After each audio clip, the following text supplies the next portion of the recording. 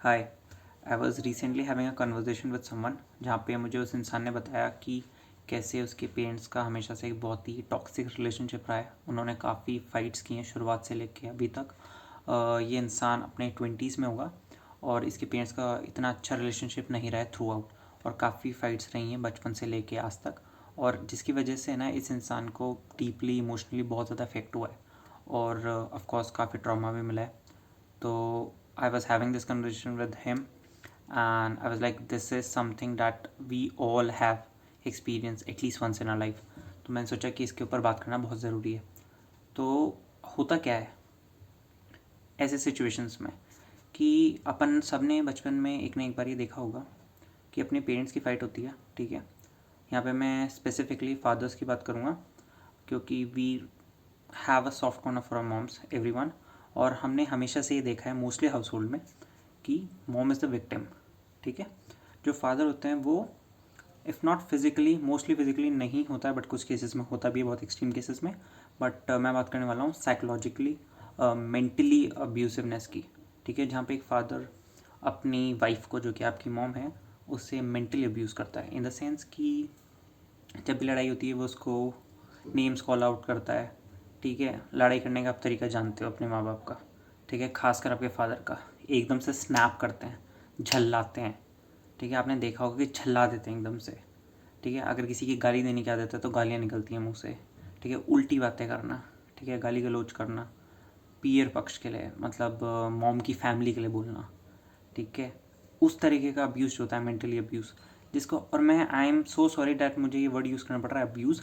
But जब ये कोई चीज़, ये जो हरकत होती है जो बहुत लंबे टाइम तक रिपीट होती है ना, तो ये अब्यूज़ होता है, ठीक है। तो ये लड़ाई नहीं होती है, ठीक है। आप ये नहीं बोल सकते कि मैं गुस्से में था, आप रोज़ ही गुस्से में थे, हर लड़ाई में गुस्से में थे, हर लड़ाई में आपने सेम चीज़ की है। तो इसका मतलब समझ रहे हो, ये एक पैटर्न है आपका, आप इसी तरीके से बिहेव करते हो गुस्से के अंदर, ठीक है। जो कि मैं मानता हूँ कि मॉम्स के साथ, अपनी जो माँ है, मदर है, उसके साथ जस्टिफाइड नहीं है, ठीक है। दिक्कत कहाँ होती है? दिक्कत वहाँ होती है कि जब अपन कुछ कर नहीं सकते, ठीक है। अपन छोटे होते हैं, अपन सबने देखा होता है कि वो दोनों लड़ रहे हैं और अपन कुछ कर नहीं सकते, ठीक है। अपन हेल्पलेस सा फील करते हैं। तो क्यों फील करता है एक बच्चा जो होता है, वो हेल्पलेस क्यों फील करता है?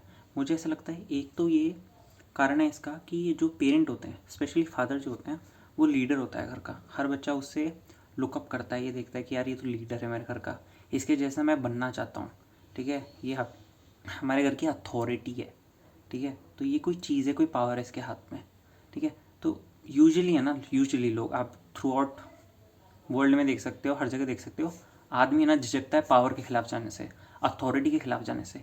तो एक छोटा बच्चा भी झिझकता है कि यार मैं अपने फादर के खिलाफ नहीं जा सकता, ठीक है, क्योंकि यार इसने मुझ पर भी राज चलाया है। नॉट इन द सेंस कि गलत तरीके से राज चलाया है, बट आप ये देखते हो कि यार इसने मेरे को लीड किया है थ्रू आउट लाइफ, मैं इसके खिलाफ कैसे जा सकता हूँ। तो एक चीज़ ये। दूसरा, जब वो सिचुएशन होती है ना, तो आप फ्रीज हो जाते हो, ठीक है। आप बिल्कुल सुन से पड़ जाते हो, आपको समझ नहीं आता हो क्या रहा है, ठीक है। याद करो वो टाइम जब आपके पेरेंट्स लड़ रहे थे, ठीक है, और आप छोटे बच्चे थे, आप नहीं कर पाए कुछ भी, ठीक है। आप रोए हो गए अपने कमरे में बैठ के, ठीक है, जहाँ से भी आप सुन रहे थे, देख रहे थे, आप कुछ नहीं कर पाए, आप फ्रीज हो गए थे। हुआ था ना ऐसा मोमेंट? सबकी लाइफ में ऐसा है, एक ना एक मोमेंट आया था ना। क्यों हुआ ऐसा? क्यों अपन कुछ नहीं कर पाए? एक तो अपन उनके खिलाफ नहीं जा सकते, वो अथॉरिटी है। दूसरी, यार जब अपन अपनी मॉम को देखते हैं ना ऐसे अब्यूज़ड होते हुए, ठीक है, तो अपने समझ में नहीं आता, अपन डेंजर सा फील करते हैं। अपन को ऐसा लगता है अगर अपन बीच में कूदे तो अपने साथ भी ऐसा हो सकता है, ठीक है। अपन को अपने माँ बाप ने करेजियस नहीं बनाया, ठीक है। इंडिया में पेरेंट्स अपने माँ बाप को करेजियस, अपने बच्चों को करेजियस नहीं बनाते हैं, ठीक है। बहादुर नहीं बनाते इन द सेंस कि गलत के खिलाफ खड़ा होना है। अपन को क्या सिखाया जाता है कि अगर गलत हो रहा है तो उसे इग्नोर करो, ठीक है, सैड हो जाओ, खुद बीच में मत आओ। तो वो जो मेंटालिटी होती है ना, वो जो डरपोकनेस जो होती अपनी होती है, उसके कारण अपन नहीं लड़ पाते हैं, ठीक है। तो ये सब अपन देखते हैं, बचपन से लेकर आज तक देखते आ रहे हैं। अब हो सकता है कि बड़े हो गए हैं, टीनेज में आए, 20s में आए, तो थोड़ा खिलाफ बोलना शुरू हुए, थोड़ा रिबेल करना शुरू हुआ, बट बचपन में तो नहीं कर पाए, ठीक है।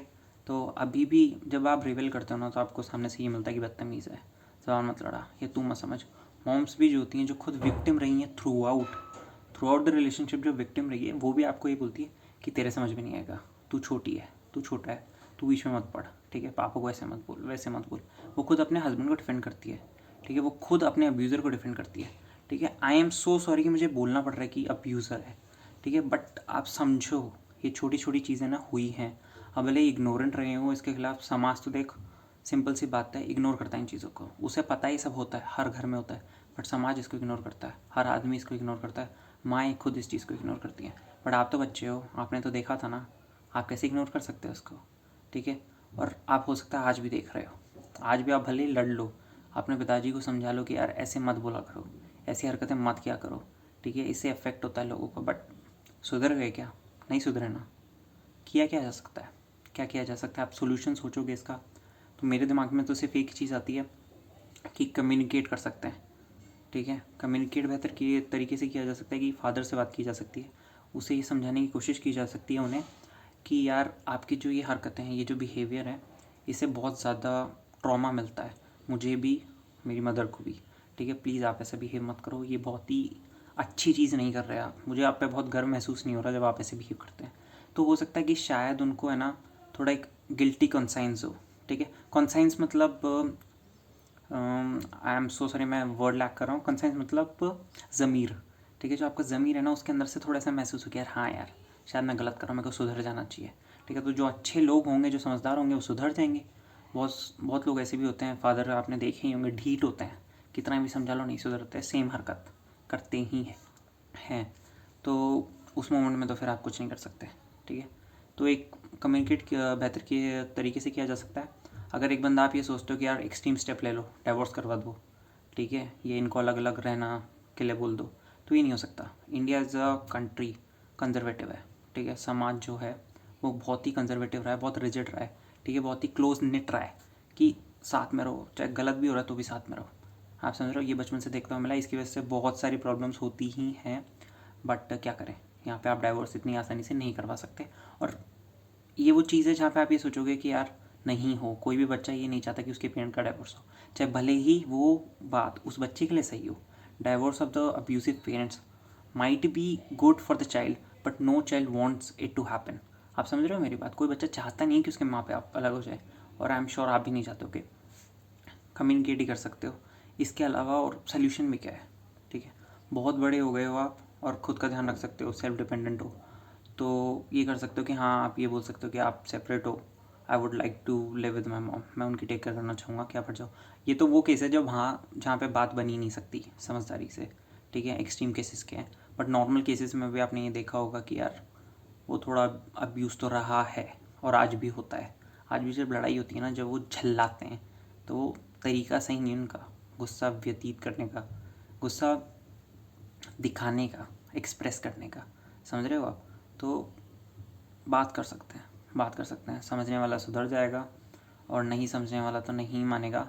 आप बस डिफ्यूज़ कर सकते हो सिचुएशन को, आप सिचुएशन के अंदर घुस सकते हो। जैसे आपको अवेयरनेस हो जाती है, एक मोमेंट आपने ये भी देखा होगा कि हर बच्चे के साथ ये होता है, आपके साथ भी होता होगा कि लड़ाई होने से पहले पता चल जाता है कि लड़ाई होने वाली है, तो अपन पहले ही डिफ्यूज़ कर देते हैं सिचुएशन को, घुस जाते हैं और बोलते हैं कि नहीं नहीं मत लड़ो, कोई बात नहीं, कोई बात नहीं, हो गया हो गया, कोई बात नहीं, छोड़ो छोड़ो, बात चेंज कर देते हो, होता है ना। तो ये कर सकते हो। इसके अलावा यार बदल नहीं सकते किसी आदमी को। आप खुद सोचो, जब खुद को बदलना इतना मुश्किल है, दूसरे आदमी को कैसे बदलें? और स्पेशली जब वो आदमी बदलना ही नहीं चाहता। आप अपने पेरेंट्स को, अपने फादर को गलती बताओगे ना कि उनकी गलती है ये, नहीं मानेंगे, घंटा भी नहीं मानेंगे, आज तक नहीं मानी किसी भी बाप ने अपनी गलती, ठीक है, और कभी मानेंगे भी नहीं। तो मेरे कुछ होती ही ऐसी चीज़ है कि मानने नहीं देते कि हम गलत हैं, ठीक है। मैं एक आदमी हूँ, मुझे पता है मेरे को कैसे काम करती है, और बहुत ही ख़राब चीज़ है। तो यार कम्युनिकेट करो। I know you have went through something really bad, और इसने आपको बहुत ही इमोशनली अफेक्ट किया होगा, बहुत ट्रॉमा दिया होगा। तो यार हील करो खुद को, और अपनी मॉम का ध्यान रखो।